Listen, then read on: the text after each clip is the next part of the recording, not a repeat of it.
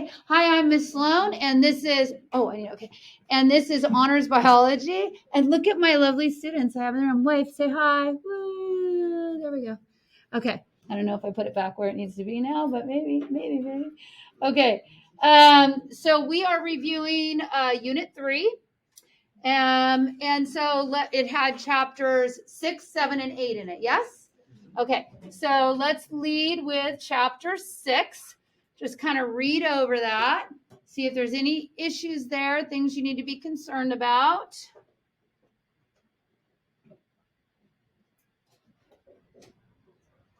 Yay!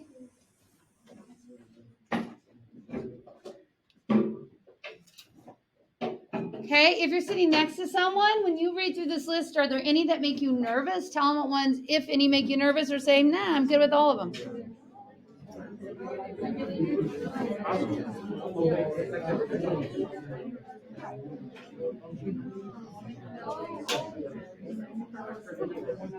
And guys, at the end, this is our cellular respiration photosynthesis, right? It all blends together for me. So at the end, I'll make me bigger in the middle so you can see me a little bit better, and then we'll do the 2 songs back to back, okay? So remind me to make myself bigger, and then we'll do the songs. All right, so first of all, what are the laws of thermodynamics? Let's do that. Energy, the first law says energy is neither created nor destroyed. It just changes forms. And the second law says every time it changes forms, we lose some as heat. Now, if we talk about entropy, remember everything in the universe is going to greater and greater what? Disorder. Everything's going to greater and greater disorder. Now, the sun is going to greater disorder, right? But you are becoming more ordered. Do you agree with that? So why is that? Because as the sun breaks down, what here on our planet can harvest the breakdown, the falling apart of the sun? Who can harvest that? Plants can harvest that, right? What process do they do to harvest that? Photosynthesis.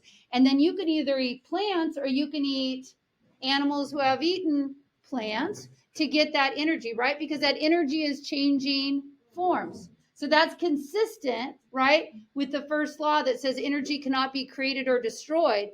But as the sun is going through its destruction, we're harvesting its destruction, or plants are. Yes?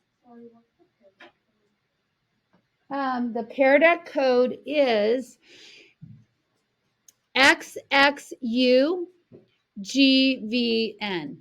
XXUGVN, right? So then we're transforming the sun's cast-off energy. The plants are using that to fix carbon dioxide into sugars, and then we can eat sugars, or we can eat the animals who have eaten those sugars. Have you got that? But is it 100% efficient each time? No. Perfect. So when we talked, no, I appreciate that. Okay, so when we talked about entropy, when we talk about energy, who has more potential energy? Which one of these molecules is the water behind the dam? Would that be the glucose or the carbon dioxide and water? Glucose has more potential energy. The entropy is low here, but as glucose gets broken down through the process of what? Cellular respiration, as glucose gets broken down into CO2 and water, right? Then as that occurs, you're increasing entropy overall. Yes? And is it 100% efficient when we make our ATP? No. With oxygen, how efficient is it? 39%. And if we had no oxygen, how efficient is it? 2%. Okay? Why? Because every time energy changes forms, you lose some as what? Heat. And in the case of anaerobic respiration, you're leaving energy behind as pyruvic acid, which you reduce either to what? Lactic acid or alcohol. You're leaving some of that energy in those bonds. Okay? So then we also looked at this scenario, which now that you have done both cellular respiration and photosynthesis should make a ton of sense, right? Having hydrogen ions on one side of a membrane is low entropy, right? And high potential energy. It's like water behind a dam because there's a difference in concentration. What else? A difference in pH and a difference in charge. And these hydrogen ions are going to want to go to the other side through, do you remember the name of that? And it's this too. What is it? synthase complex, right? It is a carrier that carries, it has to be a carrier or a channel, right? But we know it's also enzymatic because you synthesize ATP as the hydrogens move across the membrane. Who does that? Chloroplasts and what? Chloroplasts and mitochondria, because they both have electron transport chains. Okay, look at your bio buddy and make sure they're okay with that. I just stitched together 3 chapters. Think about it. Every time you you're putting hydrogen ions to one side of a membrane. Just think about that. Not hard. Every time we we put hydrogen ions to one side of a membrane. And when they go to one side, they want to come back, and they have to come back through ATP synthase complex. You all right with that now? Okay. So then we talked about both catabolic and anabolic reactions. Catabolic are things that where you're overall breaking down, and anabolic you are building. Okay? So think about a cat running around your house breaking things. Catabolic, you're breaking things down. What is a good example of a catabolic reaction that we learned? Cellular respiration. What is a good example of an anabolic reaction that we learned? Good. Now, what's going on right here? Coupling, right? So one reaction could release energy that could be harvested by another reaction, right, to use it. Just like we are coupling the breakdown of the sun with photosynthesis, right? The sun's giving off energy and plants are using that energy in order to build sugars. That's a coupled reaction, right? Yes. A redox reaction is specific in the sense that you are passing electrons along. So whoever has the electrons, they are reduced. When they pass it to something else, it gets reduced, and the other thing gets oxidized. Yeah, sure. Yes. But yeah, it's just specific. Okay, and then we talked about both exergonic and endergonic reactions. Exergonic, what do you hear in that that's never going to confuse you ever? Exit, right? So energy is getting released. So in an exergonic reaction, who has more energy, the reactant or the product? The reactant, right? Because it had this much energy, and now it has this much energy, right? And exergonic reactions could be referred to as a spontaneous reaction because it's likely to go forward because everything goes to greater and greater disorder or entropy, right? Things naturally break down. So an exergonic reaction is likely to occur. Then what we learned about, though, is there's always a little hurdle to prevent that from happening just willy-nilly. And what do we call that little hurdle? Energy of activation. And what is a specific thing that could lower that hurdle for us to make sure that reaction goes forward? Enzymes. Enzymes are organic catalysts that facilitate those exergonic reactions, right? Or endergonic reactions. All reactions. Okay? Whereas an endergonic reaction, ender, I think N, who has more energy, the products or the reactants? Yeah. No. Who? Who has more energy? The products, because we're putting energy into it, right? Endergonic, I'm putting energy in. Exergonic, I'm releasing. Yes. Energy of activation. E sub A. And I'll have a slide that has that on there. I was just jumping to it. Okay, then that brings us to enzymes, organic catalysts, and something like, hey, this would be really important to know about enzymes. They have an active site. And the reason why active sites are so important is because that's where the substrate binds. And enzymes are very, very what? Are they loosey-goosey or are they specific? They bind to a specific substrate, right? They bind to a specific substrate to facilitate that reaction, to make it more likely to occur. Because it brings the reactants together, and just kinetic energy or entropy is enough to facilitate it at that point, as long as you're all together, okay, on the face of that enzyme. Now, is there anything else that could bind to that active site besides this very specific substrate? What? I thought enzymes were very specific, and it should be the only thing. What else could bind there? Come on, you got it. Yeah, to block it. What is that? Yes, a competitive inhibitor, right? A competitive inhibitor can bind to the active site so that the substrate can't, right? So it gets in the way so the substrate cannot bind to it.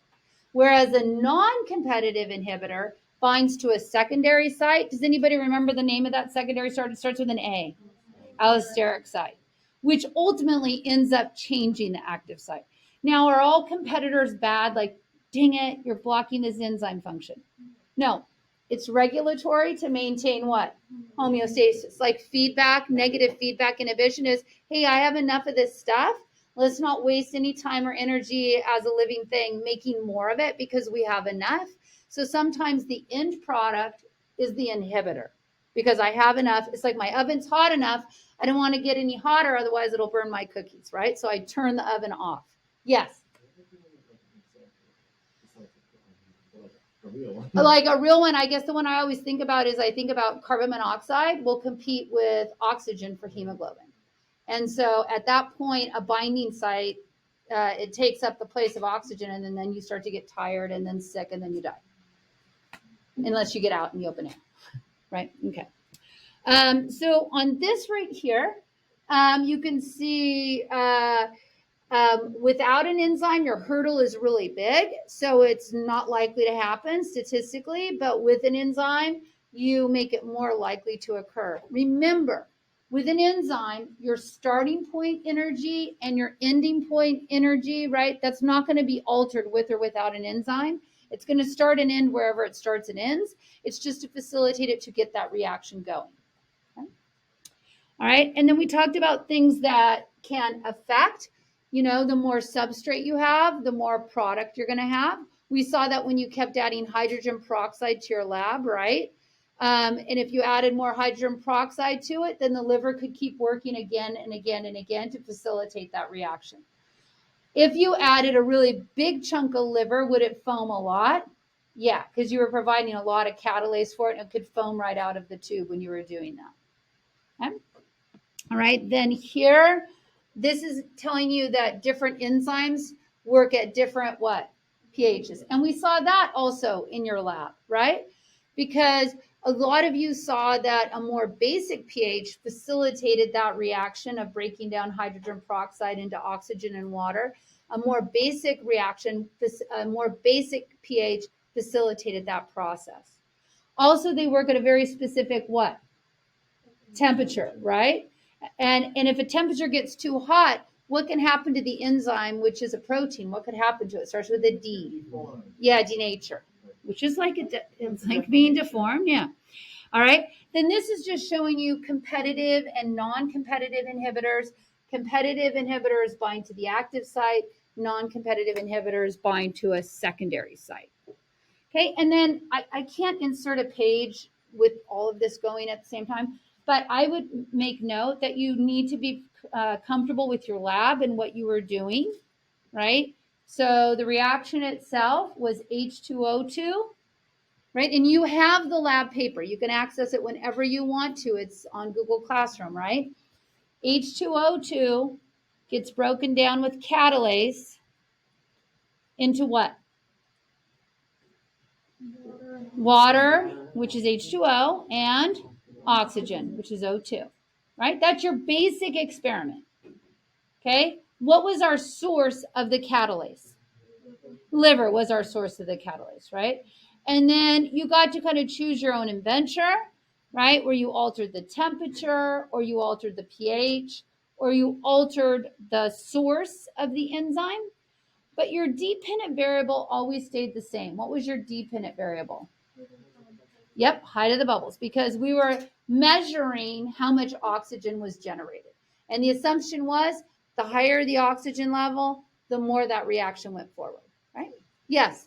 How's this going to work on the testing? Because we only did 2 of the experiments, right? So I must have a really good way to assess people. okay, Yeah. I'm not that. I just went over the lab for you. Okay.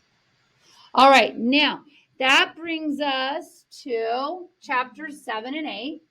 This is what I would be able to do. I would be able to write out both the equation of cellular respiration and the equation of photosynthesis.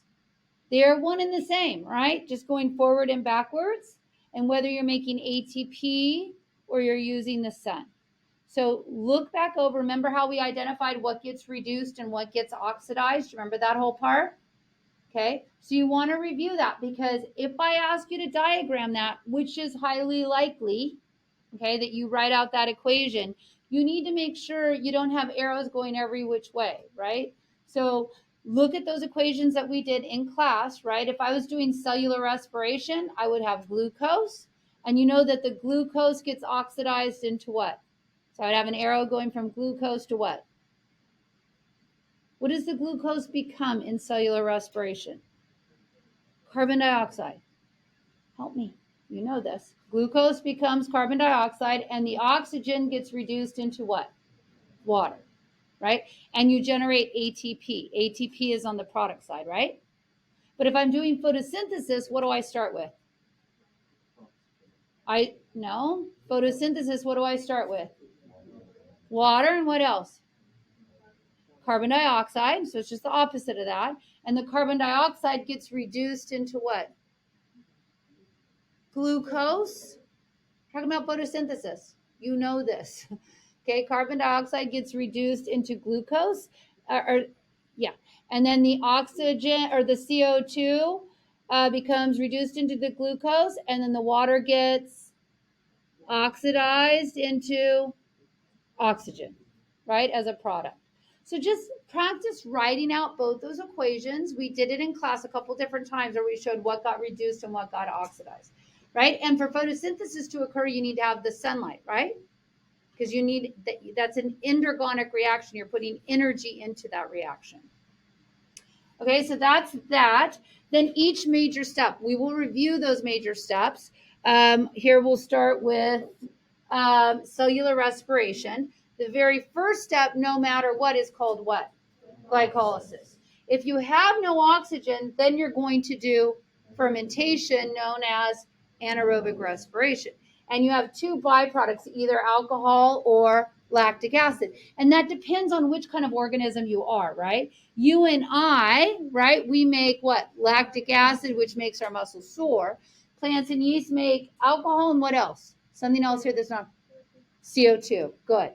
Okay, if you do have oxygen, you're still going to do glycolysis, but this time you're going to transition into the mighty what? Mitochondria. And the next reaction would be transition prep. And the whole point of transition prep is to convert your pyruvic acid, right, into acetyl-CoA. When you do that, we talk about how you generate CO2 and you reduce some NAD. And then what you want to talk about, what's the next step that follows transition prep? The what? Krebs cycle. And the big thing about the Krebs cycle is you're trying to produce a bunch of what? Reduced NADs and FADs that you can take to the ETC so you can make some ATP. Do you also generate carbon dioxide? Yes. Do you also generate an FAD? Yes. And then the electron transport chain is your last step. And by a series of redox reactions with NADs and FADs dropping off their electrons at the top of the chain, or FADs coming in a little lower, you move the electrons through the chain, and that would be located where in the mitochondria? The cristae. Remember the wiggly part in the middle? Okay, and when it does that, you're able to generate a hydrogen ion gradient, reductase, cytochrome, oxidase, so you can what? Make some ATP when they come back in. Okay, and then this one right here is showing you all those different steps. Okay, and then I also put in here the Krebs cycle, so you would remember that. So that's in the presentation. Okay, this is showing you the electron transport chain, what we just talked about. Okay, moving those electrons through reductase, cytochrome, oxidase. So when the hydrogens come back in, you can make some ATP, a lot of it, or what? A lot of it. Okay. And then if you don't have any oxygen, that's when you're going to do fermentation, either making lactic acid, which makes your muscles sore, or alcohol and CO2. Okay, so those are in there to help you review. One thing I didn't hit on there, make sure you review your structure of your mitochondria. I can use this one right here. So the cristae, where the electron transport chain is here, right? And the centermost part is called the what? Matrix. What happens in the matrix? Transition prep and the Krebs cycle. Okay. And then where does glycolysis occur? Cytoplasm. Good. Okay. And then you want to do the same thing when you talk about photosynthesis. The same thing when you talk about photosynthesis, when we look at the chloroplast, right? The light reactions occur on those thylakoid membranes, those green hollow pancakes, right, on the membrane. Photosystem 2 and photosystem 1. And then in the stroma out here is where you do the dark reaction or the Calvin cycle or the light independent reaction. That's where you're actually building the sugars.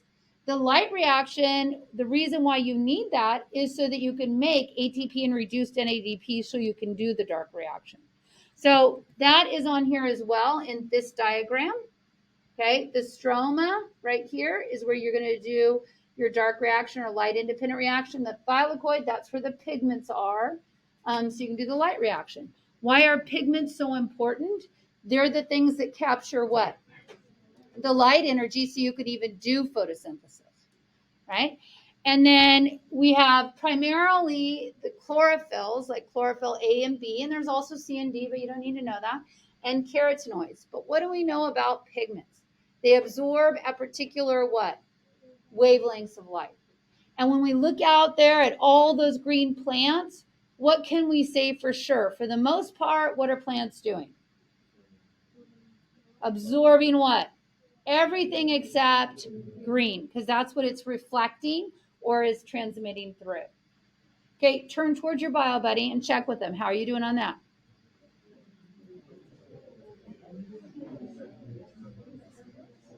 In 1 second. Okay, questions? Go ahead, sweetheart. Shh, shh, shh. Pardon? For the mitochondria in the matrix, that's transition prep and the Krebs cycle for the mitochondria. Yes?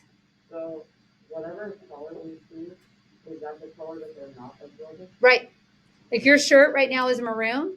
So I know it's absorbing purple and some of the reds, right, and the greens, but it's reflecting back what it can't absorb. Does that make sense? Yeah. Okay. So like color theory, we're speaking plants like red light.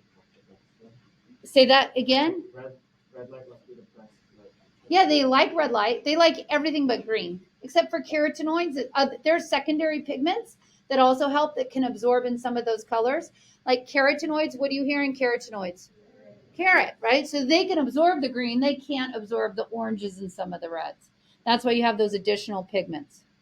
Okay, then here you can see the light reactions, right? We have our input of light and water. Why do we need water for photosynthesis? It's the source of what?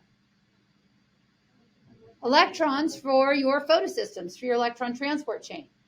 Also great that we use water in non-cyclic photophosphorylation, because when we break water in half, what do we get? Oxygen. Yay for us and the electrons and their hydrogens, right? Okay. And then when we're done with the light reaction, we don't need the oxygen for anything else, but it's good for us, right? But we don't need it for the rest of the reactions. What you need is ATP and reduced NADP to go to your Calvin cycle. Here you need an input of CO2, and then you can build your sugar. Now, who hooks up with the CO2? What's the name of the molecule that hooks up with CO2? RUBP. Can we trust her? No, we cannot trust her. And that's why some plants, they isolate their Calvin cycles in those bundle sheath cells so PEP can escort CO2 in. That's one adaptation. The other adaptation are CAM, C-A-M plants. CAM plants, who are also C4 plants, they fix all their CO2 when it's what? Night, because then they can leave their stomata opening, their openings on their leaves open, and they don't worry about any water loss. Because that's when you can't trust RUBP, is when the O2 levels are high and the CO2 levels are low. That's when she gets tempted. Okay, so those are two adaptations. All right, so then this just shows you, maybe, baby. No, do not restart. Hang on 1 second before my computer freaks out. In 2 hours, submit. Okay, so here we can see the light dependent. Here's photosystem 2. You're splitting water. Electrons get excited. Na. What's the name here? Not reductase, cytochrome oxidase, but what is its name? PQ, bringing the hydrogen ions inside the hollow pancakes. So when they go back out, you can make some ATP. Take those same electrons, excite them again, but this time don't let them cool down and give them to who? NADP, forming what? Reduced NADP. Then you'll take those two things. And so that is here. And also I wanted to show it to you here. Here you can see the green hollow pancakes, photosystem 2 and photosystem 1. So now you have ATP and reduced NADP that you can go and do the Calvin cycle with. Okay with that so far? All right. So you start with RUBP, you hook it up with CO2. How many carbons in RUBP? 5. How many carbons in CO2? 1. And 5 plus 1 is 6. That's why we go 3C5 plus 3C1 makes 3C6. But it's not stable. So it breaks down into what? 6C3. Okay. Now we got to give it some energy. So we use some ATP. We use some reduced NADP on your 6C3. Each time we take away one PJL, or another name for it is G3P, because we bring in 3 CO2s at a time, CO2, CO2, CO2, and it comes out as a half of a glucose, all connected together. Came in as 3 individuals, go out as one team, half of a glucose. So if we do that twice, we have 2 halves, which would be 1 glucose molecule.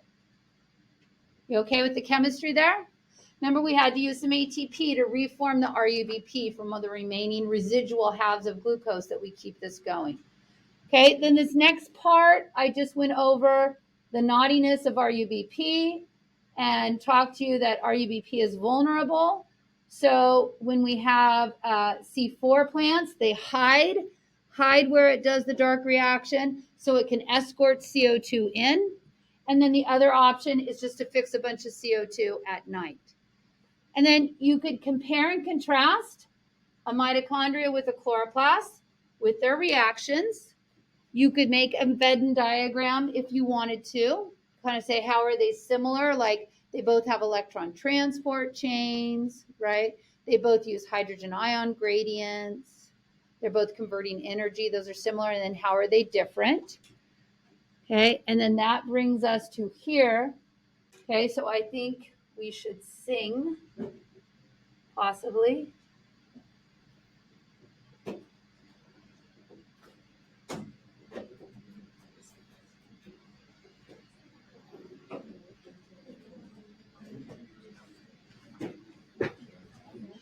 Okay, are you ready?